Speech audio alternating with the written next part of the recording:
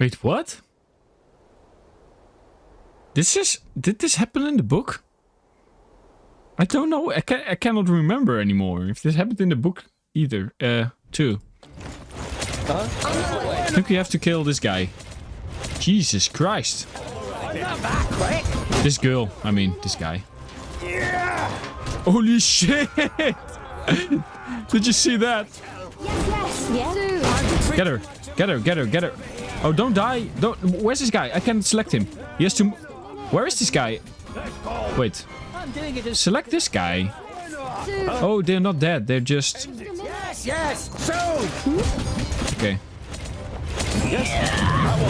Tungdil, you want to go here, mate? I'll be ready soon. Looking for Markus, they're all here. Please wait a moment. I didn't hear very hard. I'm nearly dead. What? I can't on my way back. Is this like an evade thing?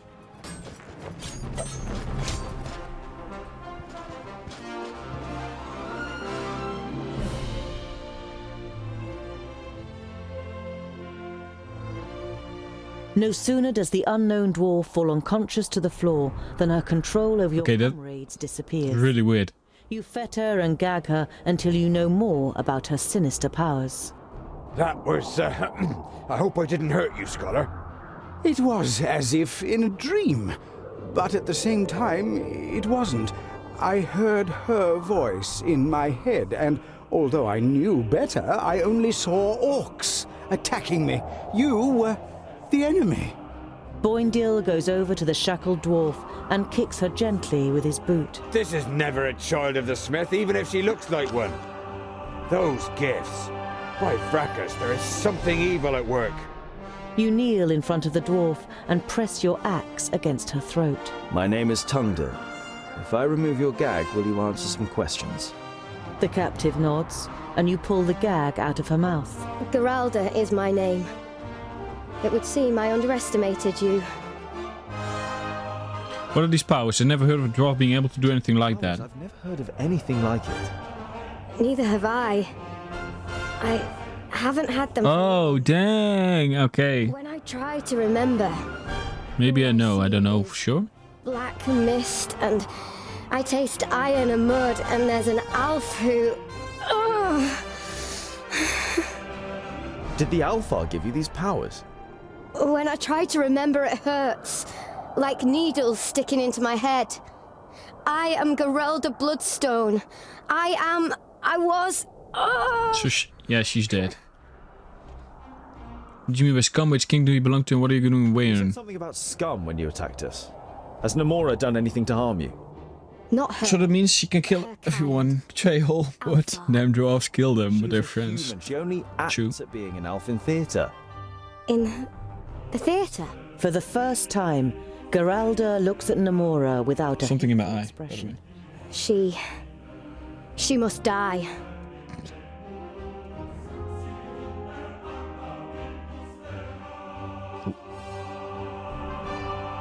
Wait, what? Geralda looks at Namora without a hateful expression. She must die.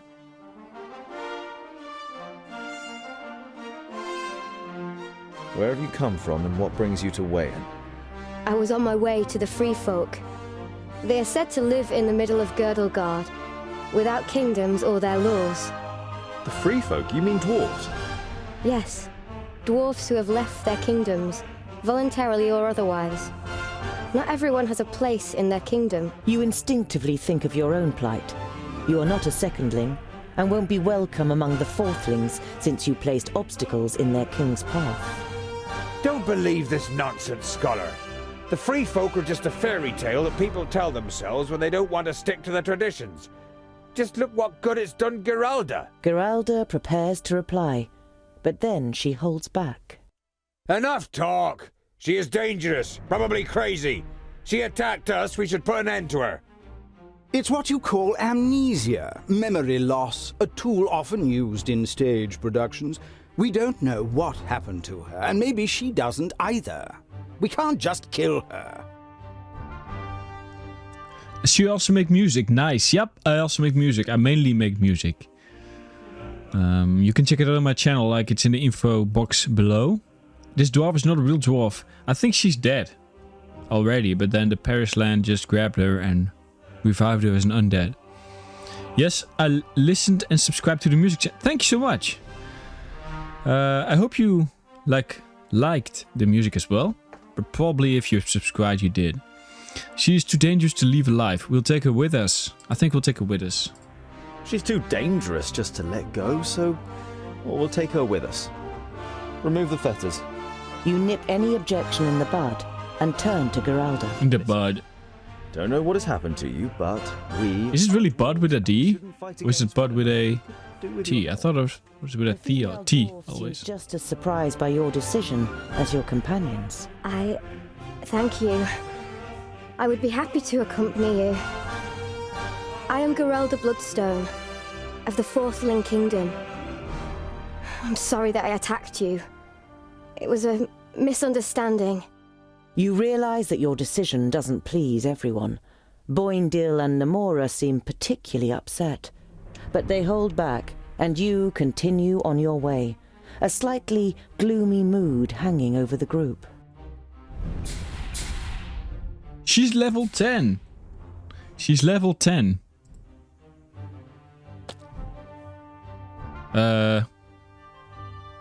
What? Oh, okay. Level 8. Okay, I need level 9 to do something. Enemies in a straight line in front of Bovika get stunned. Bovika ignites the Brutal with water skin and can set fire to enemies in a half circle in front of him. What? That's crazy. I think I'll choose this. Yep. Okay, let's go. Oh no, I want to do this quest. In a ruin, and are sitting around a campfire. I go back and then the topic of your new companion's performance on the stage comes up. Sleight of hand, speed, you have to fight, and makeup can have an incredible effect. Namora transformed herself into an elf using the latter. I also noticed your weapons, Namora. I've never seen such swords before. Their names are Crescent and Sunbeam. I designed them myself. It took a long time until I found a smith who was able to make them. She looks like a pointy ear too. Nature hasn't been kind to her. For this absent-minded remark, Boindil receives evil looks from Namora and grins from the men. Perhaps I really am an elf, and will bring you a nightmare in your sleep tonight. You have got a point. Don't be surprised if you wake You've got a up point. screaming. For a moment, it seems as though she has merged with the darkness, but when you blink, everything is back to normal. By the gods! Isn't she magnificent in her role? There is no Strange. denying what Rodario says. Okay. Let's go back. Then this orc horde will... If I go... Oh. When Okay. you enter the pretty little village with its richly ornate houses and its temple to Palandil at its center, you can see an angry mob some distance away. The villagers are hassling a young woman, insulting her and pushing her to the ground. Why? Force your way between the mob and the young woman. You push your way Join the through villagers. and stand in the way of the villagers. What's going on here? A man dressed in richly decorated vestments looks you up and down. Palandil will be with you, dwarf. It is none of your I business. don't like his voice. The woman here is a thief. She and her henchmen have emptied the monastery's granary and were willing to abandon us to Oh. our fate. That's a lie. We asked for help and these people turned us away. I came back to ask again.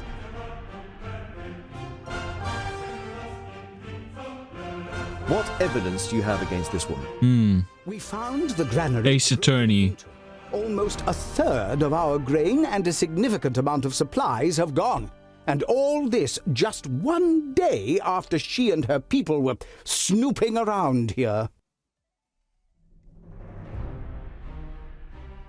That's not That is proof. proof. It could simply be coincidence. Could anyone Anyway, be? why would a thief come back to the scene of a crime? The priest eyes you in silence, while some of the villagers make it clear that dwarves should keep their noses out of their business. Hey.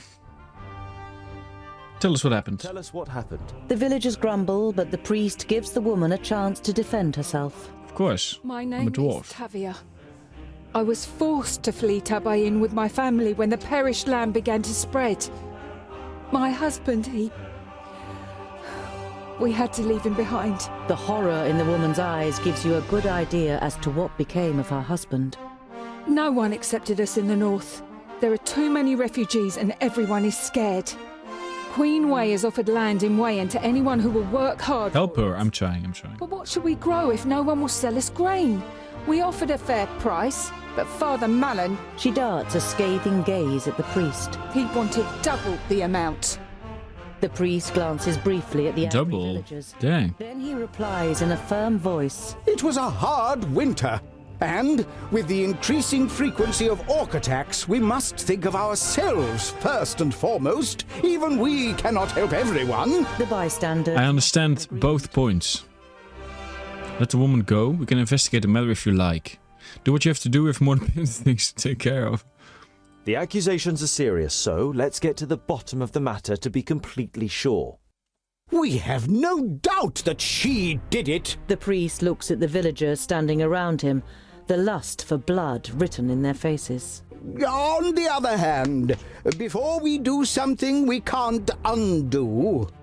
Dissatisfied murmuring grows, which the priest has some kind of intelligence. Search for your evidence. You there, lock this woman up in the guardhouse in the meantime. The woman is taken into a squat building made of rough blocks of stone. The crowd... Ace Tungdil, yeah. Talk to Father Melon, enter the storehouse.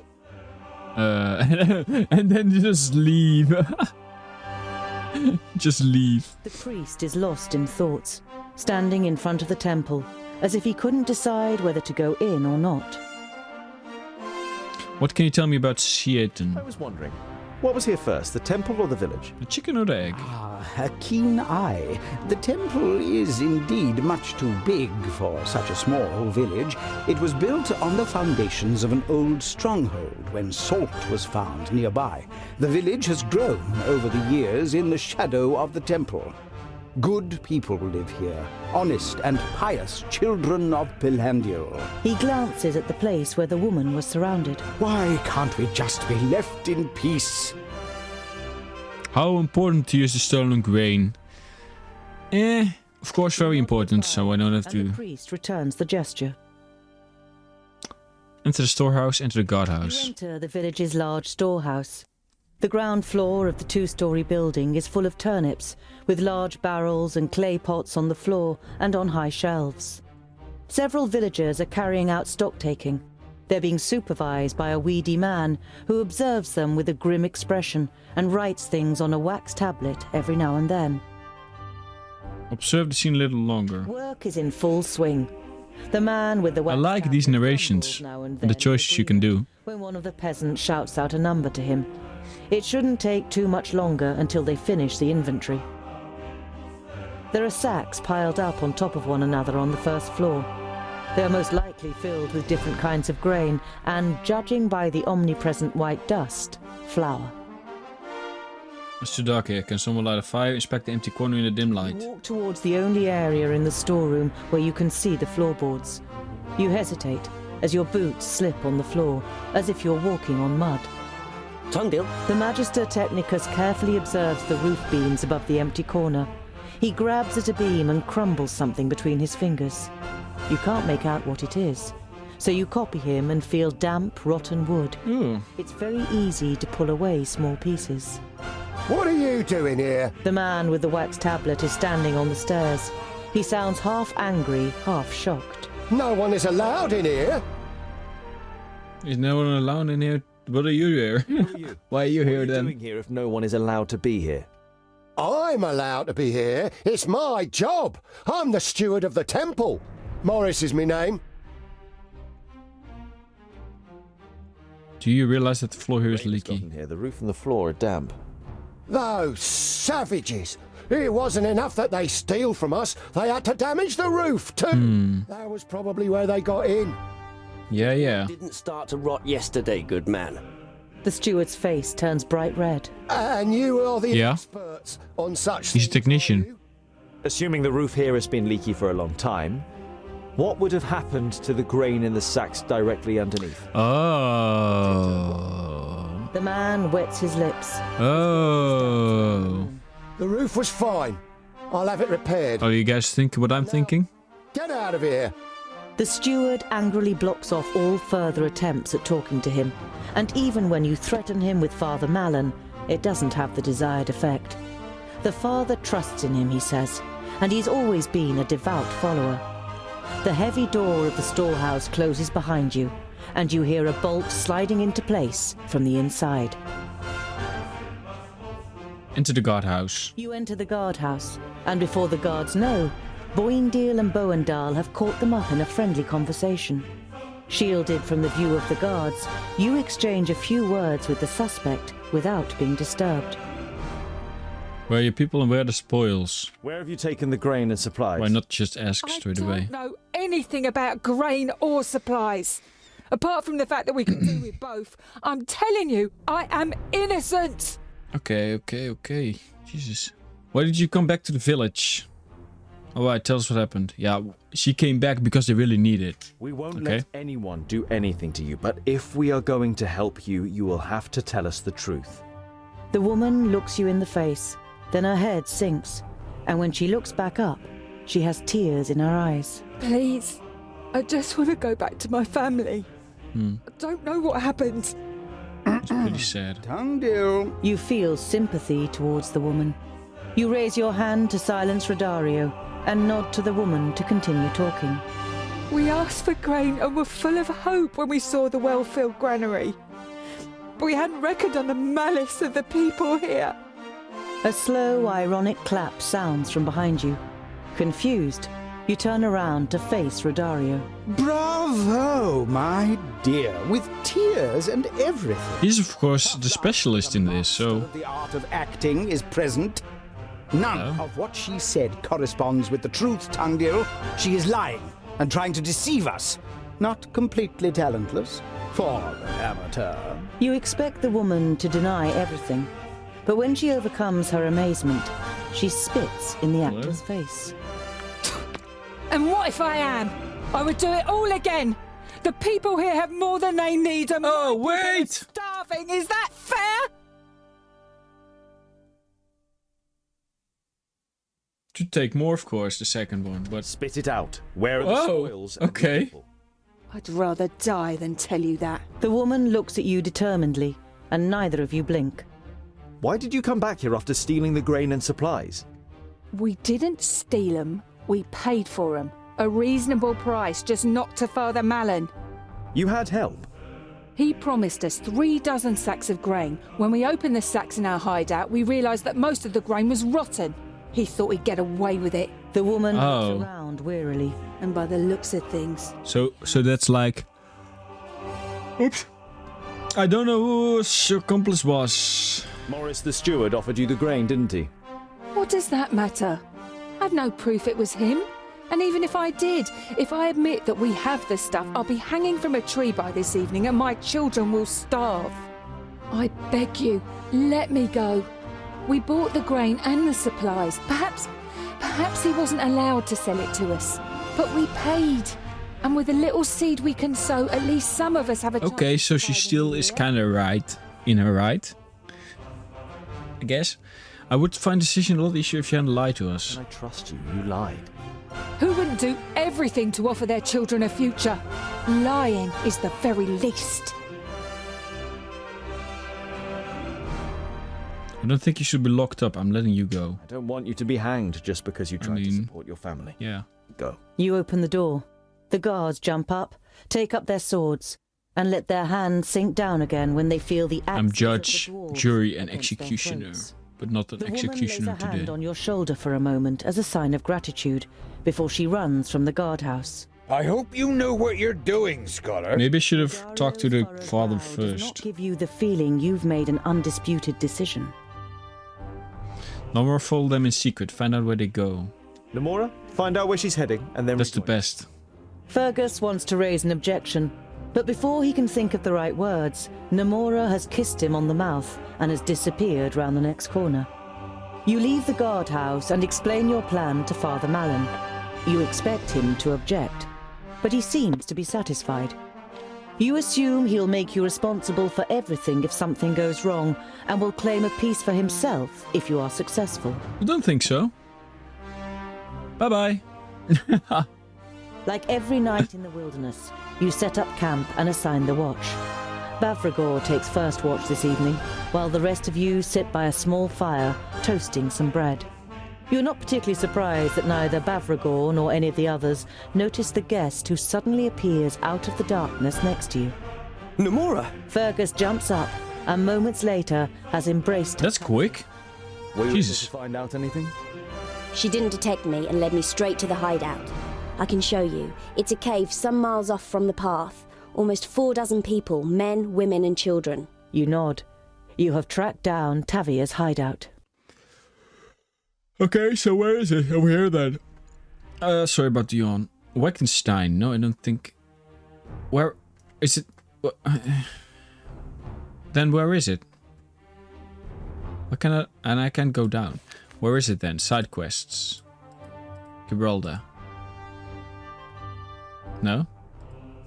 Oh, so it's not a quest. Okay. So I think I'll go ahead and end the stream right here, guys. It was a fun stream. Next time we'll go and check out this cave she was talking about with all the refugees. And see what it's kind of up to. If we even can. And we also go over here to this mountain. Oh. To this mountainside. And see if we can actually go ahead and talk to the firstlings and get there safely. Okay? So I hope you enjoyed this stream. I know I did. It was a pretty fun stream. A lot of people came in. A lot of people followed. A lot of people chatted, which was also very nice. Thank you so much. And if you're watching this on YouTube, then I hope you also enjoyed this part, because I'm also going to post this on YouTube. Yeah, and we'll see you guys in the next video and or stream. So if you enjoyed this stream, then leave a follow. And you can come in back in next time. And we'll have a lot of fun again. But just continue on the story then. Yeah? Like and subscribe for more.